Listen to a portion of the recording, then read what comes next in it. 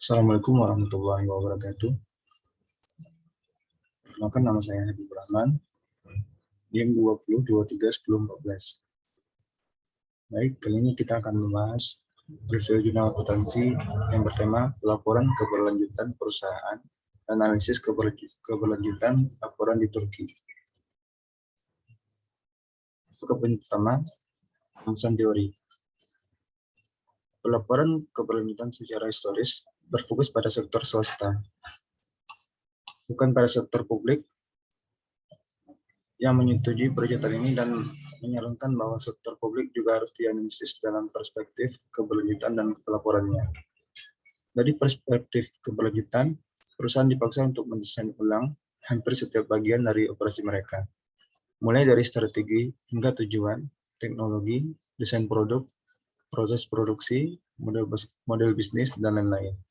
Dengan kata lain, untuk memaksimalkan nilai perusahaan dan menciptakan nilai yang berkelanjutan dalam jangka panjang, perusahaan harus mencapai 3 elemen pembangunan keberlanjutan, yaitu ekonomi, sosial, dan pelestarian lingkungan.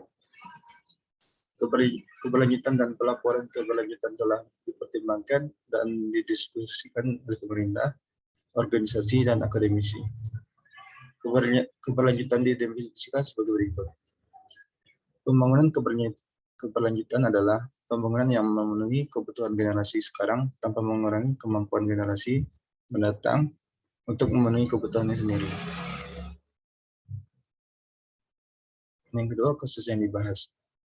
Dalam penelitian ini telah membahas elemen pelaporan keberlanjutan perusahaan dan mendeteksi laporan keberlanjutan dari perusahaan publik yang terpilih di Turki. 9 laporan keberlanjutan perusahaan Turki yang dipilih sedang dianalisis berdasarkan indikator GRI. Berikutnya, objek penelitian. Dalam penelitian ini dipilih laporan keberlanjutan dari 9 perusahaan non-keuangan yang dianalisis. Jumlah laporan berdasarkan level aplikasi adalah: yang pertama, laporan keuangan level A, 1 laporan level B+, 5 laporan level B, dan 2 laporan level C.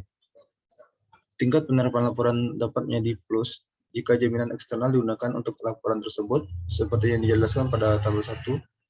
Tingkat aplikasi C tidak diharuskan untuk mengungkapkan indikator bagian 2. Level B diwajibkan untuk melaporkan secara lengkap minimal 20 indikator kinerja, setidaknya 1 dari masing-masing ekonomi, lingkungan, hak asasi manusia, tenaga kerja, masyarakat, dan tanggung jawab produk. Berikutnya, teknik analisis data. Metode analisis digunakan berdasarkan indikator GRI. Analisis laporan keberlanjutan 3 perusahaan dilakukan secara manual. Sebagai abstrak dari daftar isi laporan, namun ada 6 analisis konten yang laporan keberlanjutan yang diperoleh dari Sustainability Disclosure Database. Semua laporan keberlanjutan yang dipilih susun berdasarkan pedoman 20.06 TPG 3. Laporan keberlanjutan yang digunakan dalam penelitian ini diberi skor berdasarkan indikator yang berpedoman pada GRI. Indikator yang dilaporkan lengkap diberi skor 2. Yang dilaporkan sebagian diberi skor 1. Dan akhirnya indikator yang tidak dilaporkan diberi skor 0. Jika laporan keberlanjutan perusahaan memenuhi semua prinsip dan standar pedoman GRI, perusahaan dapat mencapai skor maksimum yaitu 310. Yang terakhir, hasil penelitian. Hasil penelitian ini menunjukkan bahwa laporan keberlanjutan perusahaan yang dipilih memenuhi persyaratan yang terkait dengan bagian 1 dan bagian 2. Pengungkapan profil dan pengungkapan pendekatan manajemen yang sebagian besar konsisten dengan tingkat aplikasi laporan mereka, namun sulit untuk mengatakan hal yang sama untuk bagian 3. Faktanya, laporan keberlanjutan perusahaan gagal untuk secara konsisten mengungkapkan indikator kinerja. Baik, sekian dari saya. Terima kasih. Assalamualaikum warahmatullahi wabarakatuh.